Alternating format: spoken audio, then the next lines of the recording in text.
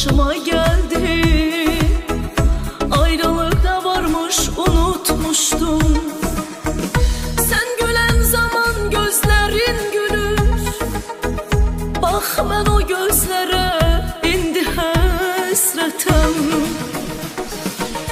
Benim sabahlarla yoktur aram, çünkü gecelerle sağalır yaram. Hayallar kurarım, sensiz yaşarım, tek tenha kalırım, unutmaram. Benim sabahlarla yoktur aram, çünkü gecelerle sağalır yaram.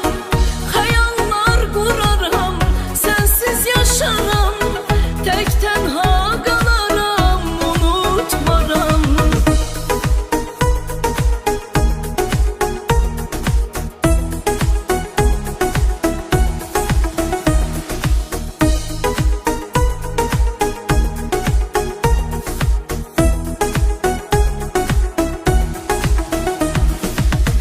Seni sevme yüzümden aslı değil, kalp sözümü eşitmir benim.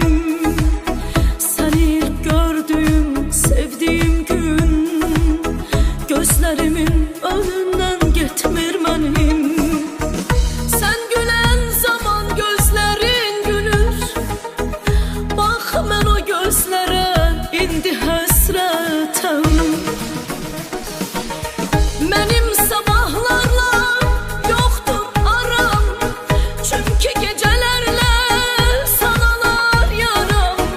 Hayallar kurarım, sensiz yaşarım, tek tenha kalırım, unutmaram. Benim sabahlarla yoktur aram, çünkü gecelerle sanalar yaram. Hayallar kurarım, sensiz yaşarım, tek tenha kalırım, unutmaram. Benim sabahlarla yoktur aram, çünkü gecelerle sağalar yaram. Hayallar kurarım, sensiz yaşarım,